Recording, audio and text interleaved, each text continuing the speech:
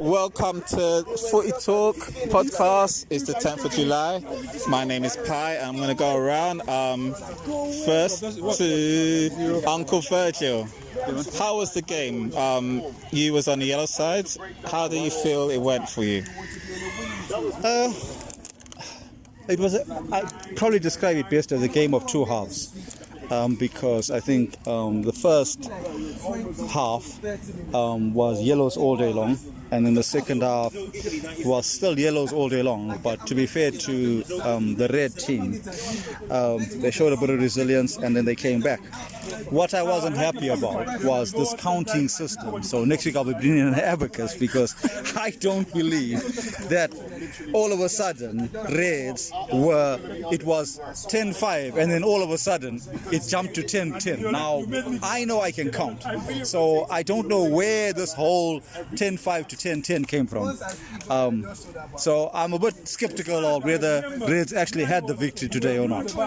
What I will give them is that they didn't give up and they kept going, but I will not give them the fact that they actually won the match. So, well, Uncle, every week you always miscount the goals and assists. This is normal for you, but what happened? It was 8-1 for a long time. Yes. And then Palumi came back after he was injured, and he scored maybe 2 or 3 in quick succession. And by then it was 8-4. And I remember having a conversation with you, because he's next to me, and we said we're halfway. Yeah. And then Palumi scored another one, and it was 8-5 then. And then I went to the back. And when I went to the back, you guys didn't score. Nobody scored. It was tight and it was solid for a long while. Let me finish. For a long while. And then you guys scored 3 quick goals. One was the one where it was with Micah and it was all bundled in, which we weren't happy about because we thought it was a free kick. And then the other 2 were the 2 quick goals. So my abacus says 5 plus 3 makes 8. Not 5 plus. No. Remember we had 6. 10. We had 6. Remember, I told you. Didn't have 6. No, because nobody scored. Nobody scored against me. When I went to the back, nobody had scored. Nobody had scored. I'm telling you. So you're saying we only scored 3 goals when I went to the back, then you guys scored 3 quick goals. Okay. But then all of a sudden, hold on, let me finish. All of a sudden, you guys are now it was 8-10. Yes, the last goal was a goal. I don't argue with that. So in actual fact, the ending score was 10-9. 10-9. Which means we won. Okay, so Uncle's the only one on the whole pitch that thought that the Yellows won. But okay, in terms of, forget about the score, but in terms of the performance, what stood out for you most? There was a few things that I liked. I enjoyed performances from Caleb was solid in goal. Peter's brother, can't remember his name, started with C. Oh, was it Daniel? Okay, my bad. Daniel played well. Jalapo played well today as well. Micah had a lot of energy, which he needs to kind of like bring that every week. Yeah. I think there were some good performances by some of the people that came late. Alistair came on, and clearly you could see there was a bit of a difference. I think if he was there from the beginning, we would have probably won the game a long time. When it was 8-1, it would have just been 11-1. He played. That's how well he played when he came. But he didn't score though. No. Because then when he came on, but you could see the difference when he came on. You know, we had more creativity in the midfield, and he was breezing and going past players. Amaja had a good game at the back. There were some good performances all around, and it made for an interesting game, because I think it's time we started realizing, because this is like the second or third week in a row now that we started realizing that you can't rest on your laurels in this Kennington Park. You've got to keep playing, because the other teams. No. The other teams will come back. If you let them, if you sit down and think you can relax. We sat down because we thought we were 8-1 up, and we thought, oh, it's all right, everything's going dandy, no problem. And then that's what happened. So, and it's happened like that last week and the week before. So you've got to realize that you've got to play till the end. Yeah.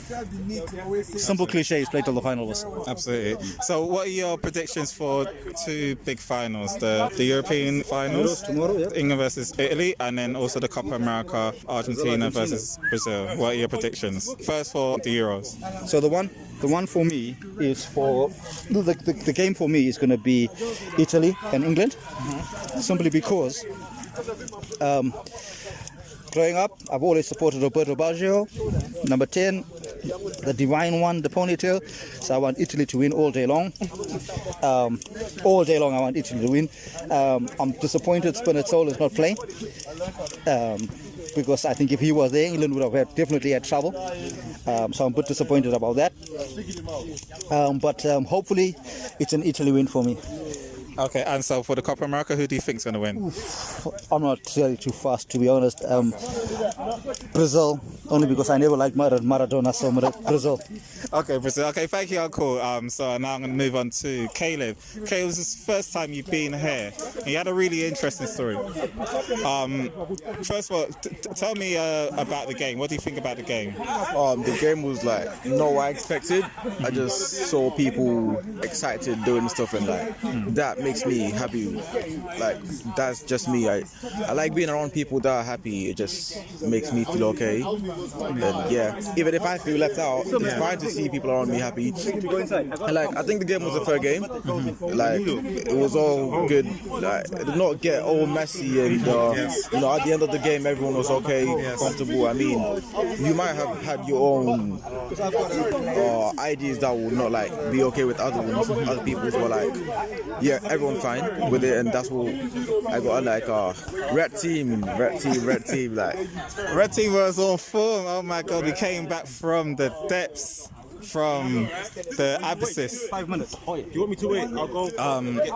Yeah. So this is you haven't played sports in a long time. Do you want to expand on that a little bit? The one on that side, that one was yeah. that one was So, long story short, my doctors basically told me I was not the normal kid, and I should not be doing any sports. I should not be running around. It's not going to benefit me in any way. All that's going to happen is I'm going to find myself in the hospital again. So it was just advice, strict advice. Just stay away from sports. Where they're playing, watch them play, do not play. And I got used to it. My family got used to it. They used to tell me to stay back.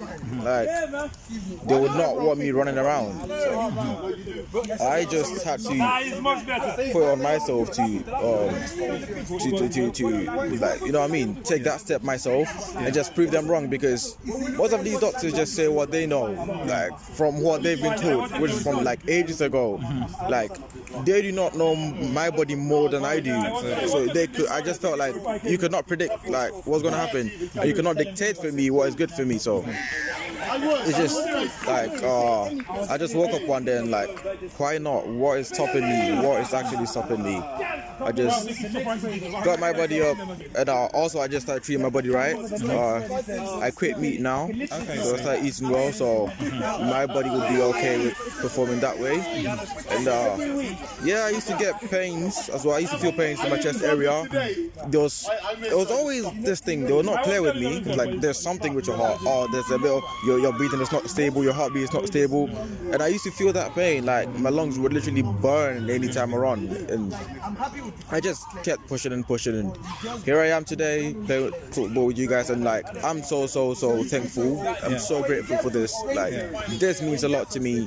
It makes me feel like there's no backing out now. Now I'm just gonna become like my friends and everything. I can do what they can do now. I feel very grateful, and from this game I'm so excited, and I would definitely do this again. Now, your story is very inspiring, because if you had never even said anything about your personal life and personal health, I wouldn't have known there's anything wrong with you. So the fact that you was here with us, you know, you did some good saves, you did some bad saves as well, but it doesn't make you was committed. You know, you never gave up, and that's the key here. You know, always try to push forward, and I'm glad this would help you in the rest of your personal life to just keep on going. You know, don't let anything stop you. So I'm glad. Do you watch football? No, not really. Not really. Okay. Just important matches, obviously. Like, yeah, it's just specific matches that I would watch. You know. Okay, so do you know about the England and Italy game? Yeah, I've been watching the Euros recently. Yeah. Who do you think is going to win? From the way things are going, it does not look I support England, but I think Italy's going to take this one still. Okay. Well, yeah. I mean, it's either way. I think England would have done well to get to the finals. Yeah, I did not see that coming. That was great. And but from the way Italy's playing, it's a bit scary. So just good luck to the guys tonight. Definitely. So thank you, Caleb. Thank you for your story. Thanks for sharing it. That was very nice. Very good of you. Okay, so I'm gonna go on to let me go to Linda. So first tell me about the game. You know, how did you feel? Yeah, today's game was an epic. What side was you on? Rouge, red. And just explain what happened first, what happened in the end. At the beginning, we had to take some responsibility today because we had our newcomer who helped us later on in the goal playing last man, so to speak. And that was on us. We should have been protecting him. Yes, we should have. I took a stint in the goal and then we rearranged. Calvin, myself, Pai. We did get some much needed help with Abulade and so on. But we were so organized after that and so on. Everything just clicked. And to a man, with football, sometimes it's not just individual talent. To a man, we all worked hard. Yes. I think that was every single one of us. Every single one of us was putting in some good work. Even if our little youngster who we tackled twice, we tackled him twice by mistake. But yes, but well, he left us. I don't know where he went off. But we worked hard. We worked hard together and so on. And our boys up front finally stepped up. And that was it. That was today's game for me. For me, the theme was hard work, togetherness. That's why we won. Team Red won today. Great. And so, what do you think is going to? Who's going to think? So, who do you think is going to win the Euros? Tomorrow, I'm not going to be biased. Tomorrow, I have two deserved winners playing. But you know what they say: you got to win. You got to win it to deserve it eventually. So I think it's about who plays tomorrow. The teams are quite even, I think. So, if you used to bet, and you are a gambling man, so who would you bet? I'll go on the Azuri because I think they are more efficient, they're more fluid. I think they're more fluid. They've got more goals across their team, whereas England has relied mainly on two players to get all their goals throughout, with Sterling and Harry Kane and so on. They're stiff at the back with their six. So I think they can really stall Italy for a long time. But I just think like Italy has more creativity in their team. Okay. So I'll go with the Italians for tomorrow. Okay, and what about the Copa America? Who do you think is going to win between Brazil and Argentina? That's another. I think we're in for a treat. I'm going to stay up tomorrow night because we're in for a treat tomorrow night. Traditionally, I go Argentina. But I think it's dead even. I'll go with Messi because probably I want him to win. Has he ever won a Copa America? No, he haven't won. I don't think so. He probably needs it now. I think he's been in two finals and he haven't won. But I think this year his team defensively have been solid. Defensively, they've been solid this year and so on. So I will give them the slight edge. I'll go Argentina on penalties. So Italy and Argentina, yeah? Yeah. Okay, great. Okay, so that was Lindell. Now let me move on to Kewe. Kewe, can I speak to you on the podcast? Yeah. They kept playing this. So, so Kewe, you was on the red side. Please tell me what you thought about today's game. No, I thought it was one of the most impressive games I've both played and watched here.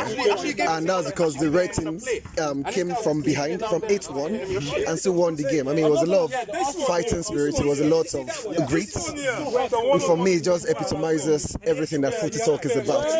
Not giving up quickly, sticking together, playing as a team, believing in your abilities, believing in yourself, and knowing that even if it doesn't go your way, at least you went out fighting. So for me, it was one of the best and most interesting games I've played here, actually. Who do you think stood out for you on any team, but specifically the red side? A number of people did. One was Abulade, obviously. When he came in, I think he's one of those players who knows what to do. He doesn't need to be told. Once he gets into the pitch or gets onto the pitch, he knows where to fit. And for me, that's amazing. That's amazing to watch, and it's an amazing quality to have. So Abladi did that, cutting out all of their plays, releasing the ball up front, being a threat both in defense and in attack, then also in the midfield. Another person that stood out for me was Dolapo, beautiful player. Pai stood out for me, obviously. Now, at the beginning, Pai was slow, doing some some bad things. But I think once the fight was on, once the comeback was on, everybody clicked, and Pai was solid at the back. Three other people who stood out for me were Kelvin, our keeper Caleb, and Peter. Beautiful players. It was a teamwork today. One of the best games, I'll say again, one of the best games ever on the pitch.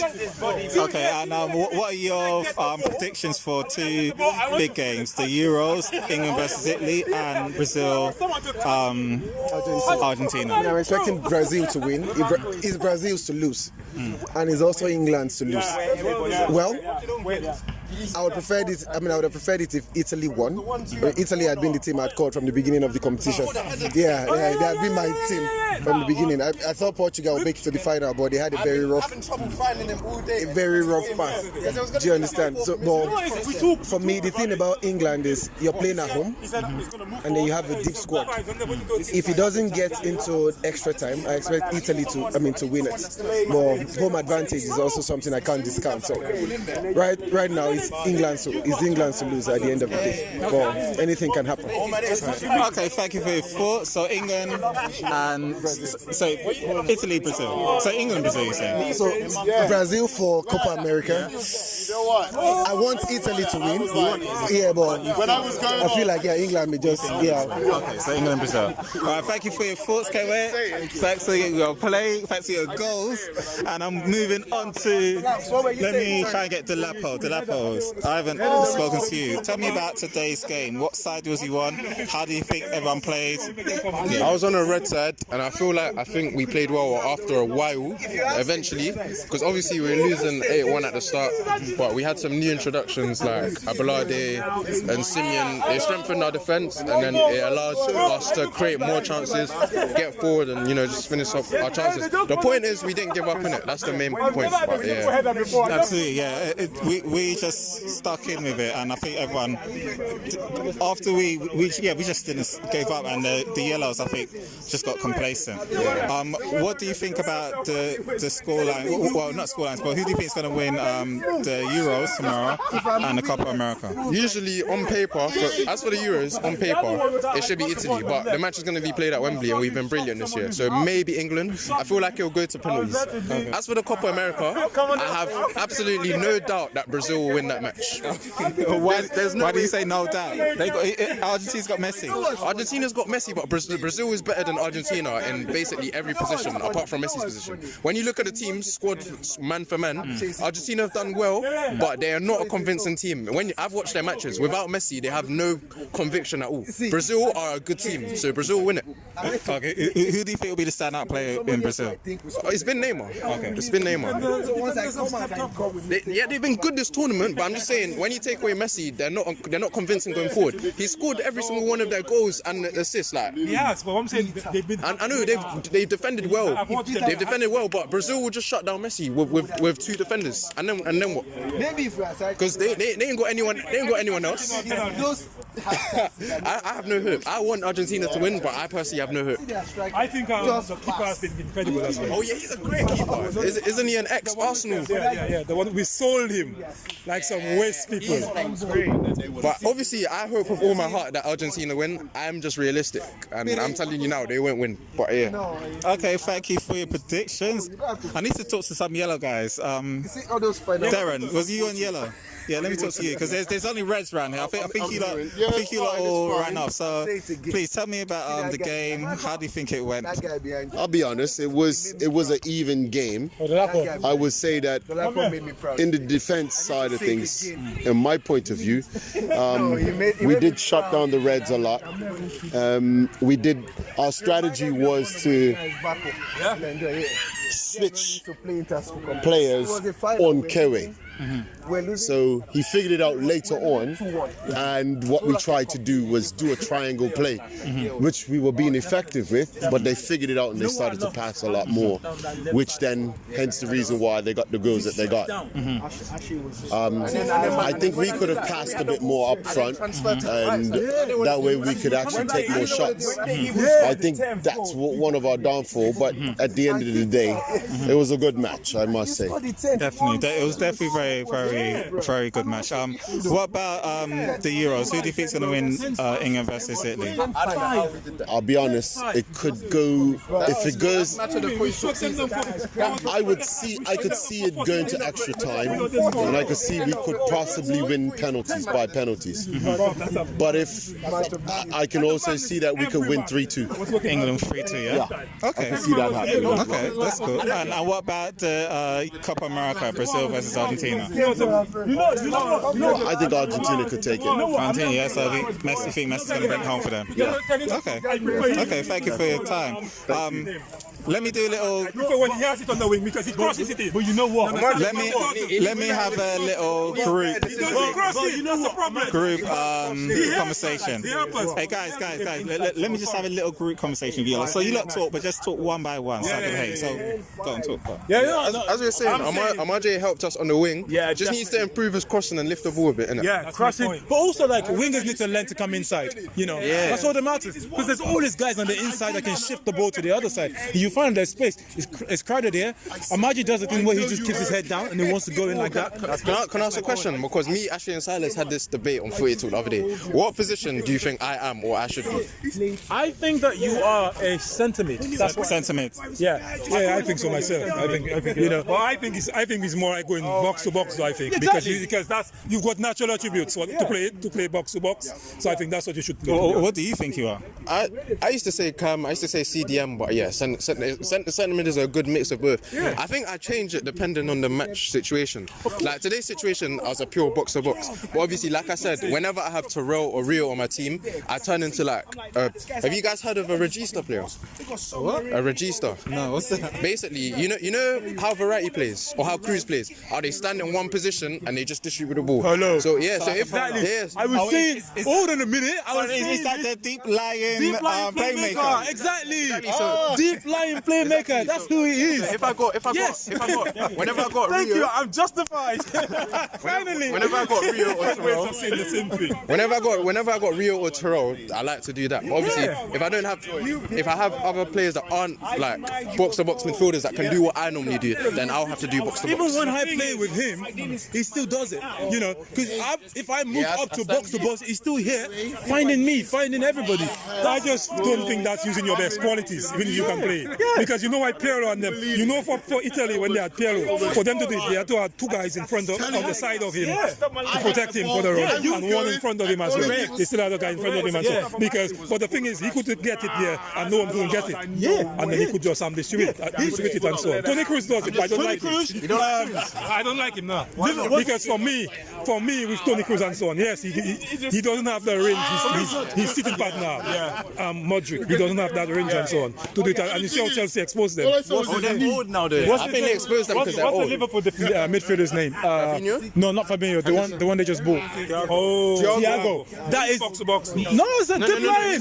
He's deep line. Yeah, he's deep line playmaker.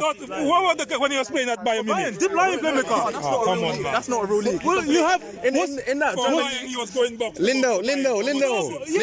In that German league, he can play any position he wants. He can even play striker in that German league. But if you notice his game, what he does is he comes behind 6'2". He comes to the defenders, he receives it next to the defender, and then he distributes. You know, at Bayern, he can do whatever he wants. He can do whatever he wants. Yeah, but that's the thing. But this thing, he doesn't tackle. He's a deep line playmaker. He doesn't tackle. His speciality. He's not box to box. By his specialty. Do you know what? Probably for Liverpool, that's what they need. But can I say something? You know the difference? A box to box will be a tackler. He doesn't. Yeah, you know it. That's exactly what he is. Yeah. Xavi, Iniesta, them man. Yeah. They're regista. I was talking about this kid. Busquets. He's a regista. Where is the term regista from? Is that Spanish? It's a Spanish term because they created that idea of deep lying. Do you remember Sahin? Sahin used to be for Dortmund. He was the first to play Premier League. I know. He was fantastic. He would come in and he was great. In the position, the first man I think of is Andreas Pirlo. Pirlo, yeah. Pirlo perfected that position. You know. I watched him play against Gerrard and oh my days. What's his name? Lampard. Oh my days. And made them look invisible for a whole game. Arsenal, Cazorla. Oh, yeah, because he would come in, collect it. You know, it was a natural attacking. What about Paul Scholes? Paul Scholes had all the range of passings. I give him that. He could pass the ball from all the ranges. Funny guy. I remember his tackles. But then he's more attacking. He could pass. He could pass the ball all day. Hey guys, we'll play basketball soon, yeah? We'll play basketball soon. I love basketball. Caleb, see you later, yeah? Honestly, bro. So yeah, this is Footy Talk, 10th of July. Thanks for listening. And Reds, well done, Reds. We won. Don't have it. Be on your feet. Pull them out. Make them go where you want them. Do you want to join us tomorrow? I still can't